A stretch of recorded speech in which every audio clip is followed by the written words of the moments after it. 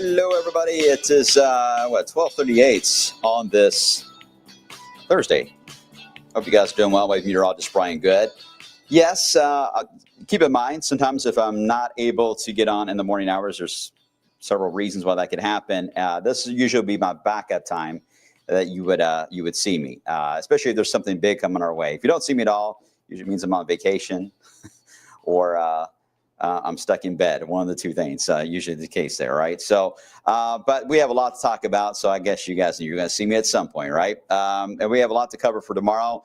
Don't know if the blog will be at the same time tomorrow or not. I try to keep it early in the day if I can, but sometimes when I need some of that crucial midday data, I really like to wait to the second window. But as you guys know, you can always watch it back on social media. As soon as I'm done, the replay will begin, and you can always find it anytime on wave3.com and on the Wave Weather app. All right, it is a hybrid setup here today of storm and snow talk combined because we have both issues at play that may involve alert days. Already do on the rain side, but may involve one on the snow side too at the same time within the 10-day, which happens every once in a while. But when it does happen, it's important that you stay close to forecast changes because that also means the pattern is very dynamic and there's usually a lot of wiggle room there, right, for some changes coming our way.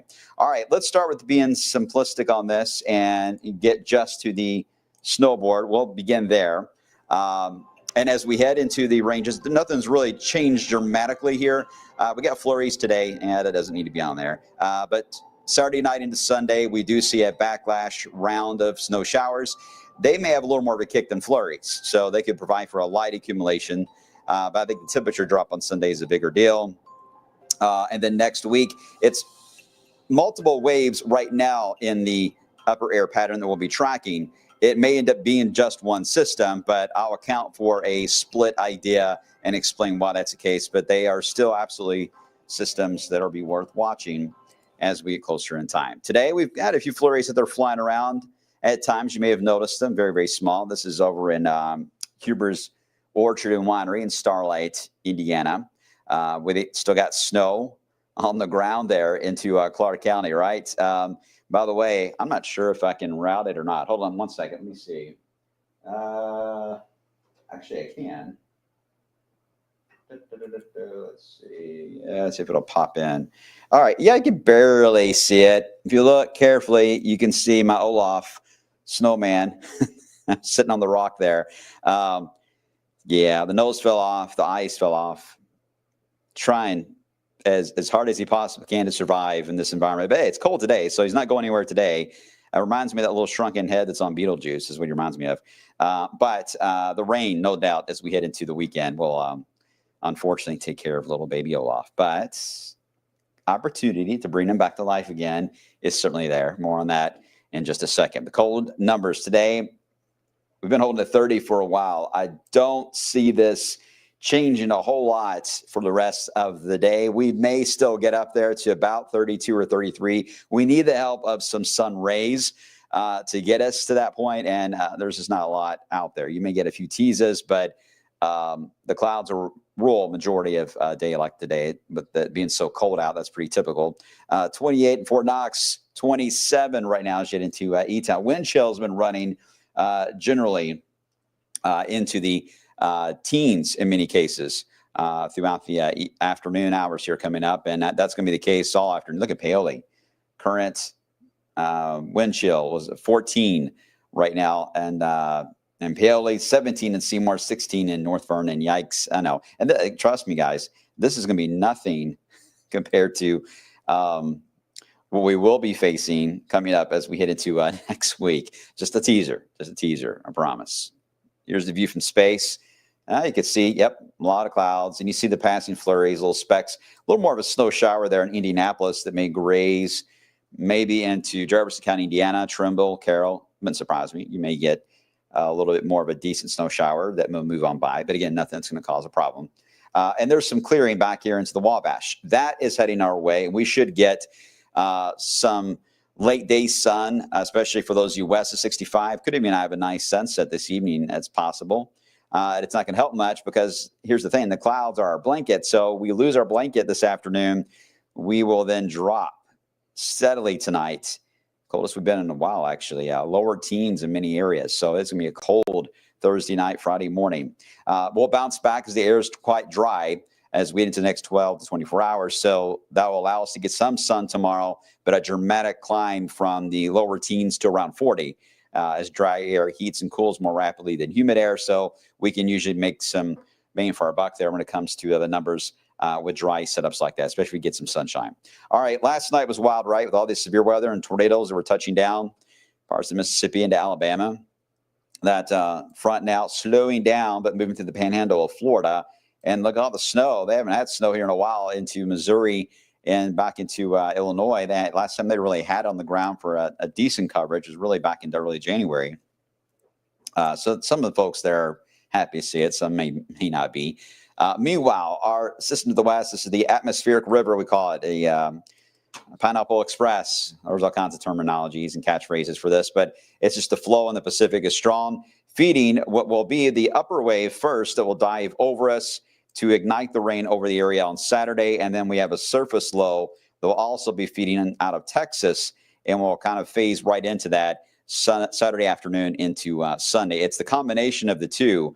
And really, the atmospheric river coming in from California, that's why these rainfall amounts just really go wild as we head into the Ohio Valley and Tennessee Valley as the two merge on us for the Saturday. That's what makes this system stand out more. If we didn't have the northern piece, I don't think we would be facing severe weather more of an issue, but we wouldn't have as much of a widespread flooding threat in this scenario. So there is a give and take on that. All right, cold tonight. I mentioned Valentine's Day, so let's get right into the alert day on Saturday.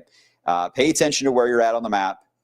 Find your location, because it's going to be hard for me to give a specific location for each and every one of you on the block here. But you get the idea. If you're in Fort Knox or near Fort Knox, you know you're close to there. Corden, you see the river there. So hopefully you can figure out where you're at on the north and south side of this.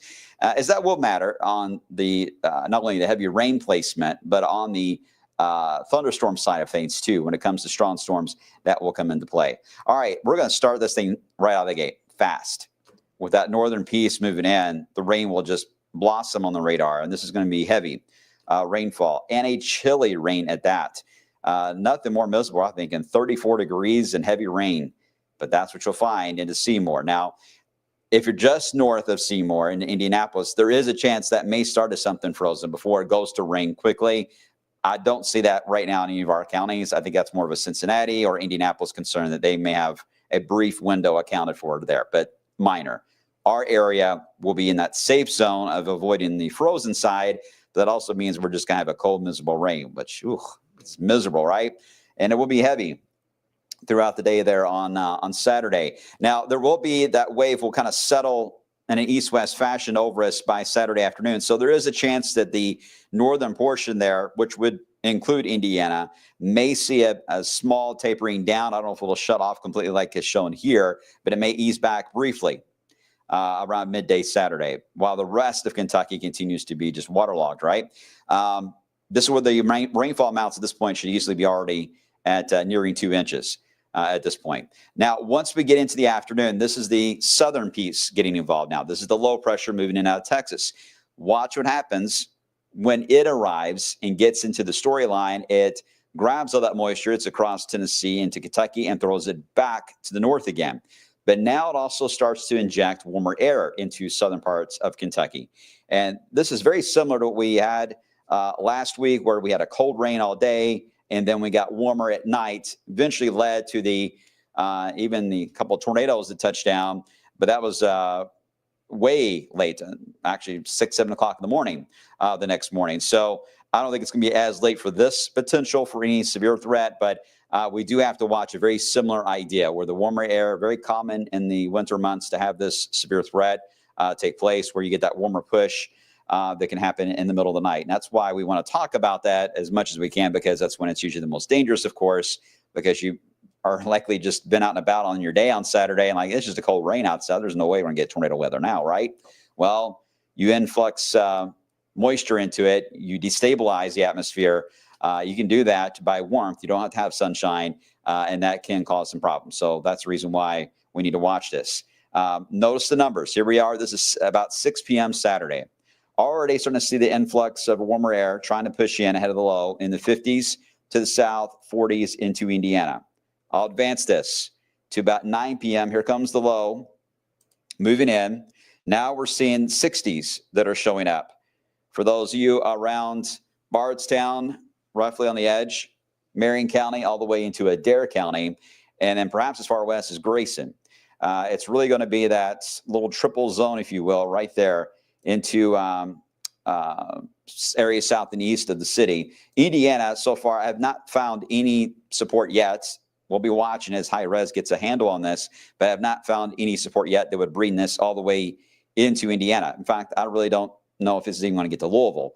But I think if you're in that spot that got hit last time, it's a near repeat of that potential again in your same neighborhood. So just be aware near and south of parkways there as we head into Saturday night. This is a bad time. I mean, some may not be able to have plans to go out for Valentine's Day Saturday or Friday night. So you may be thinking, oh, dinner at 8 o'clock or 9 o'clock Saturday night. Well, you got to watch out for this that come into play. As the low moves on by, the numbers keep going up, actually, especially here into Louisville. We will get to about 57. But at that point, we'll be in the steadier rain. We won't be in the unstable side of the low. All right, the low will be just tracking over us, but still a storm threat will continue for at least Adair County potentially, maybe Greene and Taylor to about midnight. So I would say 7, 8 p.m. to midnight. It's a short window, thank goodness, just bad timing. That's when a majority of us are still trying to enjoy our Saturday evening plans, so just be aware of that. But once we get past midnight, the severe threat is over. And now we're just talking about the backside of the system, which would be a colder flow of air. How fast we drop is important because we're going to have rivers out of their banks. In general, just water everywhere on the roads. It will be very windy, by the way, very windy. Couldn't even get a wind advisory out for Kentucky. I wouldn't be surprised. But that cold wind on the flip side, now, will it have enough time to dry the roads up? Or even more importantly, will the thermometer even be dropping to freezing in enough time? There is a bit of a lag that is showing up on that drop. So that is in question, how fast the thermometer would drop. Let's hope not too fast because we don't want to lock up the roads rapidly, especially on Sunday morning when some of you may be heading out to services there on Sunday. So far, the trend on that has been to create a lag to where we really don't get into the drop. And I didn't have it in here. I apologize. We don't really get into the drop until about noon, 1 o'clock Sunday. Then we seem to cross the freezing mark at that point and then continue to drop the rest of the afternoon. So at the moment, I don't see a big issue with frozen roads on Sunday morning, and really even daytime Sunday in general. That risk is looking pretty low. But we're still going to have snow showers that'll be falling out around the area. So we still need to watch for 6 spots. More on that in a second. Here's the latest from the Storm Prediction Center. This is their day 3 outlook. They started, it's been probably, a year now, issuing updates to these day 3 outlooks in the afternoon. So we should get an update in about an hour or so on how this will look. Actually, more like 2 hours. We'll let you know if there's any adjustments, but I think a marginal is fair at this point. And it really does match right where that low tracks and that warm surge. That looks good. Looking at some of the data that's coming in from the Colorado State AI learning module there. Let me show you this full screen. Now we're able to break it down by category since we've been or approaching it a little closer in time. Here's your tornado threat on the top left box. I know it's hard to see. It's west and parts of central Kentucky, a little bit elevated. It does have a low end risk all the way up to about Louisville and even up to about Carrollton. But no doubt, you see the hatched area, that black line, that's once again near the same spot just got hit yesterday with tornadoes highlighted there. You get into your hail potential. Yeah, it's got a low-end hail threat here, but I don't think that's going to be a huge concern. More so in the deep south. And then your damaging wind threat, I think is something we'll have to watch. Same spot, really. Southern Kentucky was where the potential for a slight risk could go. Otherwise, it's going to be Louisiana and Mississippi and parts of Tennessee. So it's not an overwhelming strong signal for severe, but it's just elevated enough.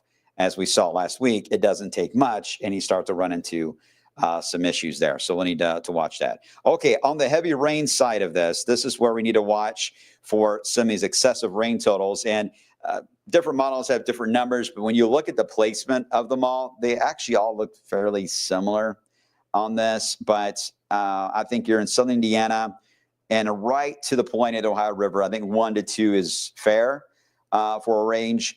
Louisville area specifically, I think more of a 2 to 3 seems to be our focal point. And then you get into central Kentucky, it's more of a 3 to as high as 5 inches of rain for Kentucky. And that's not good because you guys not only have had some of the heavier rain the past couple of weeks, the rivers are already running high, but you had the most snowfall this week. So the water content from that snow melt is already factored into the ground. So that is just bad placement to have this round of rain on top of that. So we're more concerned certainly about central and southern Kentucky than we are about Indiana, just because the water table is a little different and the saturated ground components are with the basins. So that's the main difference there. We are able to track at least the outlook right now on some of the river gauges. I'll show you in a second. Here's the flood watch. Weather Service did this out this morning. We knew this was coming, but it's roughly along and south of the Ohio River is the flood watch. It kicks in officially at 1 o'clock in the morning Saturday, again, because we just start right out of the gate so fast, even in the pre-dawn hours on Saturday with that rain breaking out with that first wave, and we just keep it going all the way. The rivers right now, this is just an estimate or a forecast on the potential stages as we go down the road, and you get to the Ohio River. It is forecast to get to minor flood stage as we head into after this rain event. That's a current forecast, at least estimate, not the official numbers. I want to be clear. This is how the those that forecast river stages way in advance on the potential rainfall. They give out this potential guidance for us for the range that we could see on some of the rain totals. And then in the shorter range is the official forecast, which will have those individual line graphs you guys see often. We'll be showing those the next few days. But this, I think, is fairly spot on from what I'm seeing here on the data on rainfall coming into play. So, yeah, the Ohio River certainly can get to action stage, has that potential to get to minor flood stage. This will start to affect the beaches, including Transylvania Beach area. 3rd Street, River Road area could have some impacts as well in downtown Louisville. You get into the Kentucky River, forecast to get into potential for major flood stage. Already got flood warnings out for the Kentucky River, so we need to watch around Frankfort for that. Obviously, got to watch the Rolling Fork. Already has been spiking several times lately. A big spike could be coming. And then down into areas of the Green River Basin, same storyline. I think they've already closed at least some parts of Mammoth Cave with the Green River running through it, running high. As far as the East Fork of the White River and the Muscatatuck heading to the north, right now your basin's not the same as far as flowing into the Ohio. It flows toward the Wabash and then eventually into the Ohio and the Mississippi way to our west. So right now your heavy rain scenario wouldn't directly affect your neighbors to the south, but localized areas across Jackson County and Lawrence County could be found. So we'll need to watch that, especially if you get higher than the 2-inch mark. All right, so after this moves by, I mentioned we go over to snow showers as we head into your Sunday. This could be a minor accumulation, but the reason why I'm holding back on that idea of it being anything more than that is because that temperature drop is slow to fall. It's steady. All the data shows it dropping all day, but it's not a crash per se, so that helps. But it's worth mentioning as we get into late Sunday night and Monday morning, and this is where the kids and teachers are like, we get down to some areas about 10 to 14 for a low temperature by Monday morning. So we could still run into some ice that could form on the roadways, untreated roads especially, but because of the flooding from Saturday, just because the water could still be running high, the edges of the water, depending on how fast it's flowing, could freeze up. So it's a very unusual setup we don't run into very often. Just be mindful that Monday morning, while I doubt we'll have much falling from the sky, we may have some ice just because of how much colder it will be as we head into Sunday night and Monday morning. All right, that gets us through the setup all the way through at least Monday morning. Is everyone good there on that? Type 3 for good. If you're good on that. If not, let me see if I can get to some of your questions. Hi, Josh. How you doing? Does Kentucky's karst geography play a role in drainage of floodwaters? It does, and that's the reason why Mammoth Cave is Mammoth Cave, right? As the drainage is very unique with our limestone that we have in our area. So Kentucky is a little different than Indiana, but the basins in general for Louisville, our feeder really is just the immediate rivers near the river itself, the Ohio River, but it's Pennsylvania and Cincinnati that feed the Ohio River more than anything.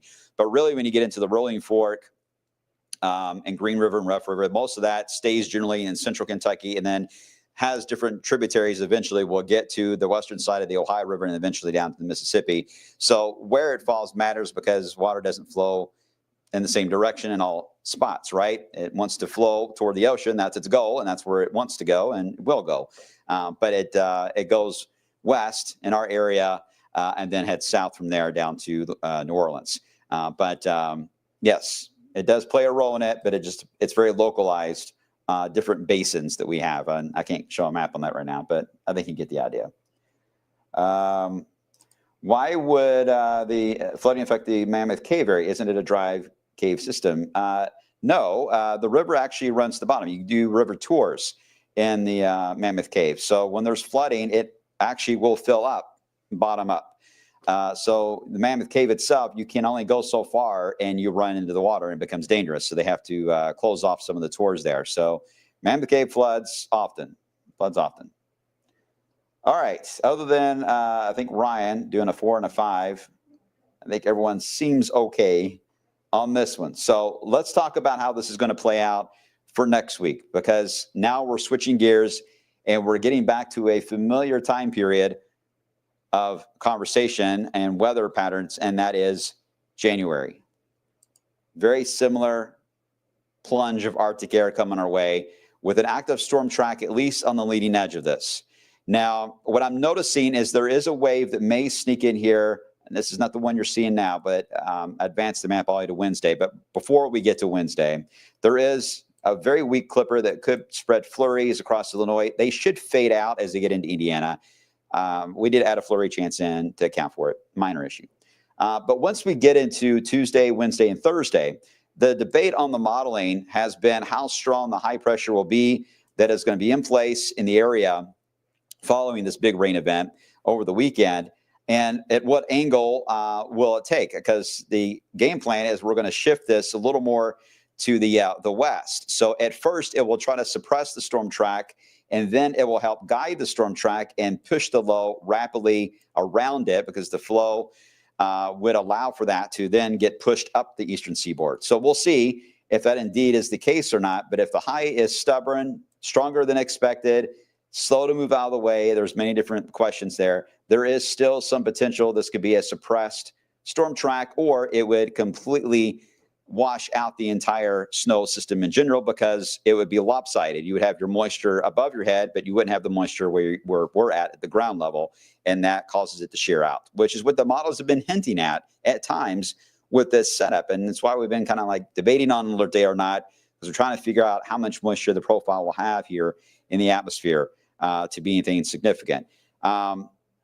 I do think this is going to be a high ratio type of snow versus the last one that was a wet snow. This one's back to the type of snow that can stick around for a few days and compact and become ice. So we're getting back to, again, that January thought.